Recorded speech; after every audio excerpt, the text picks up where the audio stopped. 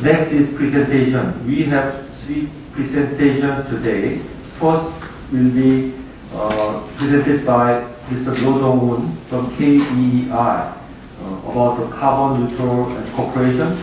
Second presentation will be presented by Mr. Choi Gyun of the CATTEP about the Korea V4 Corporation in Energy R&D. And the third presentation will be by Mr. Oh Joo-hyun from K-SURE about the export credit insurance in Korea. First, I'd like to invite Mr. Roh Dong-woon.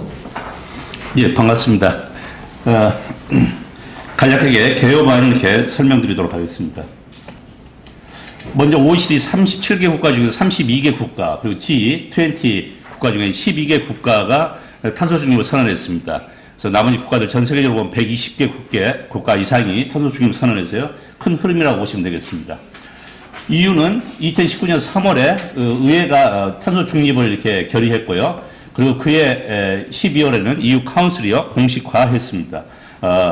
그런데 이제 폴란드, 헝가리, 체코, 에스토니아가 여기 약간 좀 부정적인 반응을 보였는데 이 국가들이 대체로 이 대사님이 말씀하시지만 석탄에 대한 의존도가 굉장히 높은 국가들인데 이유가 결국은 저스 트랜지션 메커니즘을 통해서요. 지원하기로 해서 이렇게 수용을 하고요. 폴란드만 아직 탄소 중립을 선언하지 않는 국가입니다. 이유는 2020년 3월에 저탄소 개발 전략 유엔에 제출했습니다. 각 회원들로 하여금은요. 2019년 3월에 유로피언 클라이밋 로우를 통해서요. 유엔에 제출하도록 이렇게 의무가 되어 있습니다. 그리고 올 6월까지 2050년까지 로드맵을 만들기로 되어 있고요.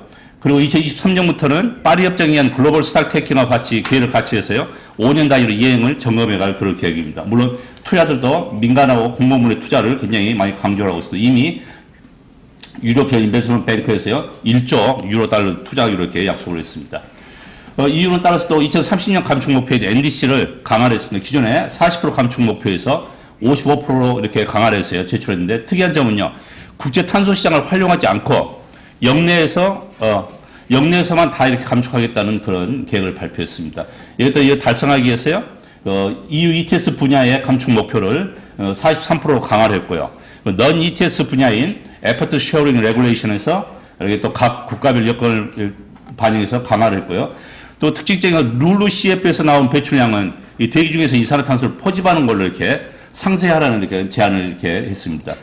효율 목표를 32.5%. 그리고 재생에너지 목표 32% 굉장히 강화를 해서요. 목표를 달성하려고 계획을 짜고 있습니다. 미국은 조 바이든이 들어서면서 내셔널 시큐리티 컨선 중에 가장 최우선순위로 기후변화를 이렇게 국가 아젠다로 채택을 했습니다. 2050년까지 탄소 중립을 선언하겠다고 달성하겠다고 선언했고요. 2035년까지 발전 부문에 탄소 중립을 선언하겠다고 이렇게 발표를 했습니다. 그리고 파리 협정 재가입을 했고요. 그리고 에너지 효율, 재생에너지, 특히 해상 풍력을 강조하는 재생에너지 정책을 발표했고, 특히 화석연료 보조금을 폐지하겠다고 이렇게 약속을 했습니다. 일본은 2020년 10월 26일에 탄소 중립을 선언했습니다. 아직 공식적으로 이제 LEDS는 제출하지 않았지만 올해 발표하는 에너지 기본 계획에 아마 약간 구체적인 계획이 당길 이렇게 예상하고 있습니다. 중국은 2020년 9월 22일에 탄소 중립을 발표했는데 2060년까지 달성하겠다고 발표를 했습니다. 중국은 그동안 입장이요. 양자협정을 하면요. 전혀 달성하지 못하겠다고 했었는데 굉장히 아주 극적으로 이렇게 탄소 중립을 발표를 했습니다. 따라서 올해 발표하는 제14차 5개년 계획에서 약간 구체적인 그 계획들이 전략이 포함될 걸로 이렇게 예상이 되고 있습니다. 청와대에서 이렇게 제안한 바로 의하면요. 2050년까지 석탄 화력은 다 폐쇄하는 게 좋겠다. 그리고 주요 감축선에서는 원자력하고 재생에너지를 이렇게 제안을 했습니다. 폴란드요. 아까 말씀하셨지만 올해 얼마 전에 이제 에너지 팔레스를 아마 개정을 한 것 같아요. 그래서 석탄 화력의 비중을요 발전 분야에서 현재 80% 정도 되는데 2040년까지 11 내지 28%까지 낮추겠다는 것입니다. 폴란드는 이제 탄소 중립만 유일하게 아직 승인을 안 한 국가인데, 그리고 이제 해상 풍력을요 8에서 11기가와트, 태양광은 10에서 16기가와트 이렇게 확대하기로 이렇게 되어 있습니다. 그리고 6에서 9기가와트에 해당되는 6개 원자력 발전소를 2040년까지 건설하겠다고 발표를 했고요. 그리고 재생에너지 목표를 21에서 23%, 효율 목표를 23% 이렇게 제정을 했는데, 하나 특징적인 것은요, 발전소의 70% 이상이 다 30년 이상 된 노후화된 발전소라는 것들입니다. 그러니까 아마 거꾸로 이야기하면 굉장히 에너지 전환에 굉장히 유리한 조건을 가지고 있다고 보시면 됩니다. 헝가리는 법을 제정을 해서요, 2050년까지 탄소 중립을 달성하겠다고 이야기를 했습니다. 재생에너지 발전량을요, 700메가와트에서 2700메가와트까지 내년까지 짓겠다라고 이야기를 했고요. 여기도 이제 주로 이 재생에너지와 원자력을 주요 감축수단으로 삼겠다라고 이렇게 주요 발표를 했습니다. 그런데 이제 여기 또 굉장히 기술 개발을 굉장히 강조하고 있고요. 저 투자 계획도 발표를 하고 있는데, 현재 3개 원자력 발전소 건설 중인데 예상보다 훨씬 많은 돈이 이렇게 들어가는 걸로 이렇게 보도가 되고 있습니다. 체코는 2017년 3월에요. 탄소 중립 관련된 이제 장기 이 목표를 발표했는데 2020년부터 해서요. 10년씩 단위로 해서 이렇게 온실가스 감축해가는 정책을 발표를 했고요. 그리고 원자력하고 재생에너지를 주요 감축 수단으로 이렇게 발표를 했습니다. 2050년까지 90년대에 비해서 80에서 95%가 온실가스를 줄이겠다고 발표를 했고요. 그리고 이제 각 국가별로 EU ETS가 적용되고 ESR에서 적용되는데 ETS 분야에서 43%, ESR 분야에서 30%, 재생에너지 22% 이렇게 됐었고요. 저 콜 커미티에서요, 2038년까지 석탄화력을 다 폐쇄하라고 이렇게 제안을 했습니다. 아마 체코 정부가 받아들이는지 아직은 잘 모르겠습니다. 대사님께서 이야기해 주시면 고마울 것 같습니다. 여기서 또 체코는요, 탄소 중립을 이렇게 수용할 때 원자력 발전을 감축수단으로 쓰겠다라고 이렇게 이런 조건을 이렇게 활용했다는 것들입니다. 그러니까 아마 원자력은 이제 EU 내에서 약간 좀 논란이 많이 있었는데 아마 저 국가들이 다 대체로 원자력을 이렇게 선호했던 걸로 봅니다.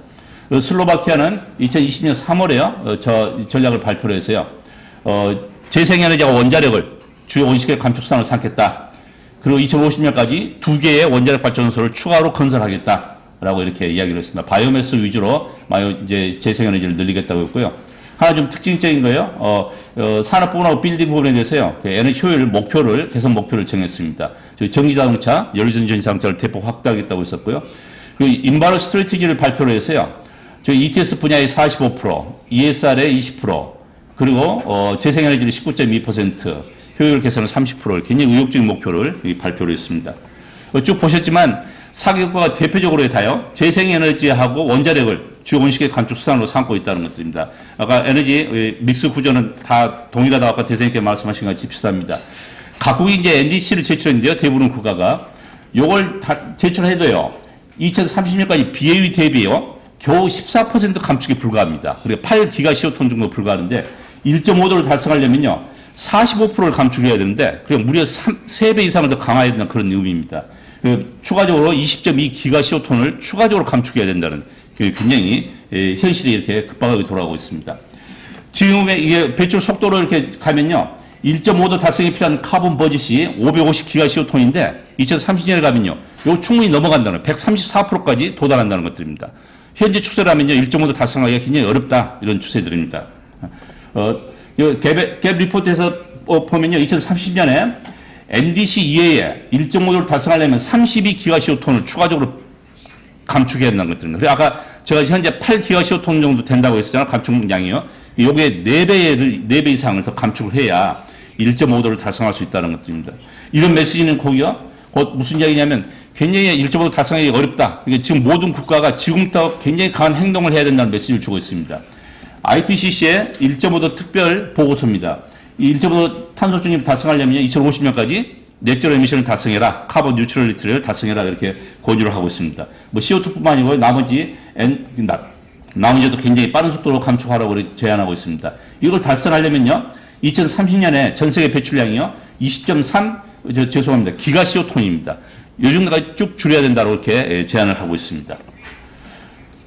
따라서 이제 이런 1.5 달성을, 탄소 중립을 달성해서 어떤 전략이 있느냐, 이게 IPCC가 권하고 있는 것들입니다. 먼저 가장 시급한 것이요, 발전분의 무탄소화, 넷제로 에미션뿐만 아니고요, 네거티브 에미션을 달성해야 한답니다. 주 수단이 뭐냐, 태양광이나 풍력 같은 변동성 에너지, 그리고 바이오매스나 하이드로 같은 급전 가능한 재생에너지, 그리고 원자력이나 CCS로 부착한 화력발전소 같은 이런 급전 가능한 이런 기술들 많이 도입하고요. 그뿐만 아니고요, 이 기술들과 같이 에너지 저장 시설이 반드시 같이 가야 된다는 것들입니다.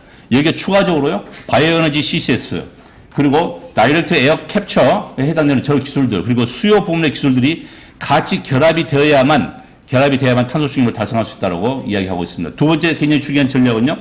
에너지 소비분의 전기화입니다. 전기화는 수송분에서는 당연히 전기자동차, 수소자동차, 그리고 건물분에서는요. 냉난방 이런 것들 다 조명들이 다 전기로 다 바꿔야 된다는 것들이고요. 산업부분에서는요. 전기가 어려운 시멘트 킬run용 그 전기 소비, 그리고 철강에서 전기로 같은 이런 것들, 그리고 공정이라든지 보일러용을 전부 에너지를 전기로 다 바꿔라. 아까 말씀드린 같이 첫 번째 무탄소 전력을 달성한 다음에 이 무탄소 전력을 에너지 소비 쪽에 전부 다 전력으로 바꾸는 전기화를 달성해라. 그런 것들입니다. 그다음에 세 번째는요. 수요 측의 감축 수사인데요. 에너지 효율 개선하고요. 에너지 소비 자체를 낮추라는 것들입니다. 그리고 또 부하를 이렇게 관리하라는 것들로 되어 있고요. 수송 부분에서는요. 현재 액체 연료를 수소나 전기로 바꾸는 것이 가장 효율에도 도움이 된다. 건물 부분에서는 자재들, 그리고 특히 효율이 낮은 오래된 건물들 빨리 리타이어 시켜라. 산업 부분에서는요. 재료들 리사이클을 하고요. 그리고 단열, 그리고 폐열 같은 걸 재사용하는 것들, 그리고 센서 같은 것을 고효율 센서를 부착하는 게 이렇게 이야기하고 있습니다. 다음 네 번째는요. 전기화가 어려운 분야가 있습니다. 장거리 화물, 항공, 해운, 그리고 산업부 쪽에서 고효율 필요한 분야가 있습니다. 이쪽 분야는요. 수소나 바이오퓨얼, 아모니아 이런 걸 대체를 쓰라고 이렇게 제안을 하고 있습니다. 기술적으로 상당히 어려운 분야들입니다. 앞으로 기술 개발해야 될 분야들이고요. 그리고 이제 화석연료 자체는 다 폐기할 수 없는데 이거 쓸 때는요. 아예 목표를 정해놓고 굉장히 낮은 규모로 써라. 이렇게 아예 목표를 정하라고 이렇게 제안을 해놓고 있습니다. 마지막으로요. 어차피 화석연료가 일부는 쓰게 될 텐데 여기서 나온 CO2는요. CDR요. 카본 다이옥시드 리무버라고 합니다. 저게 바이오에너지 CCS, 아까 GAC 이런 것들에 해당되는 건데 산림, 조림 이런 게 해당되는 것인데 이런 걸 통해서 보완적으로 써라. 주된 감축수단이 되어서는 되지 않는다고 합니다. 보완적으로 쓰라고 이렇게 제안을 하고 있습니다. 자, 그럼 한국과 협력할 수 있는 분야가 뭔지 한번 첫 번째는요. 대사님께 말씀하셨지만 우리 한국이 굉장히 이렇게 에너지 전환 정책을 굉장히 잘하고 있습니다. 특히 수소 경제 같은 걸 굉장히 잘하고 있는데 첫 번째는요. 에너지 효율을요. 2030년까지 발전량 20%로 확대하기로 되어 있습니다. 근데 2034년까지요. 25.8%고요. 40년 이후로는 40 내지 45%가 이렇게 확대되도록 되어 있습니다. 이걸 하기 위해서는 특히 변동성 있는 에너지, 재생에너지 태양광 풍력을 도입하기 위해서는요. 송 배전망을 크게 확대를 해야 됩니다. 여기에다가 분산형 전원도 확대를 해야 되고요.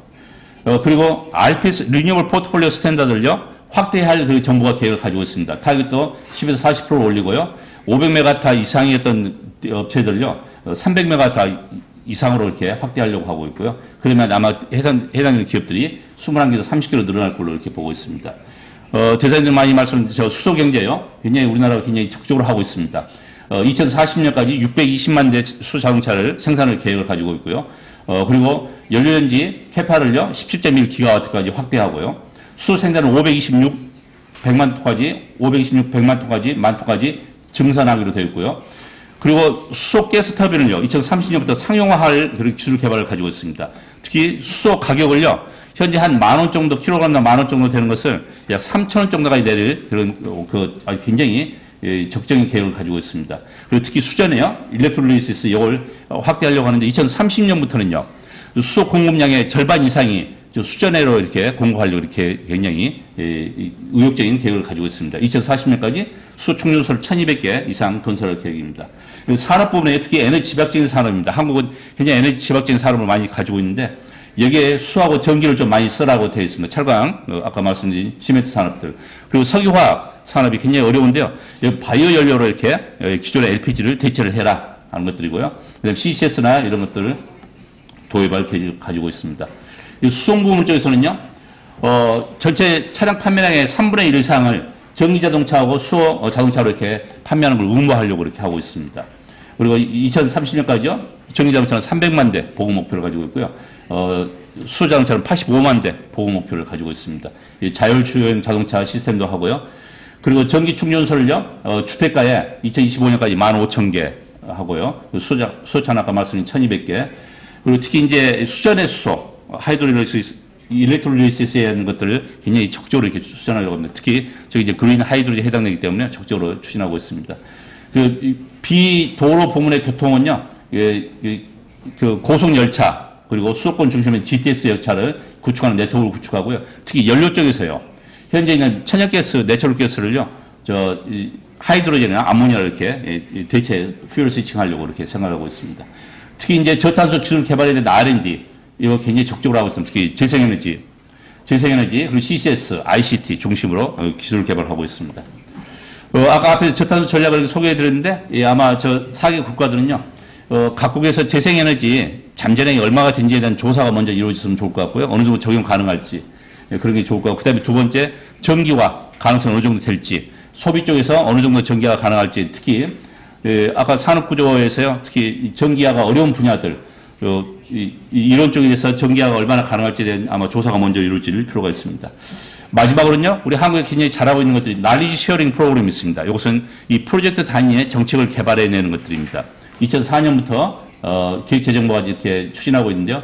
현재 84개 국가하고 해서요. 총 1215개 프로젝트를 지금 수행하고 있습니다. 마지막으로요. 이카노믹 이노베이션 파트너십 프로그램인데요. 이건 좀 약간 장기적으로 해요. 4년 이상의 이게 프로그램을 이렇게 개발해 주는 것들입니다. 이건 프로젝트가 아니고 조금 더 큰 상위 단계예요. 프로그램 단위를 개발해 주는 것들로 있는데요. 이걸 활용하게 된다면요. 카본 뉴트럴 프로그램이라든지 부문별 건축 정책을 발표했을 거라고 개발했을 거라고 보고 있습니다. 이상으로 발표 마치겠습니다.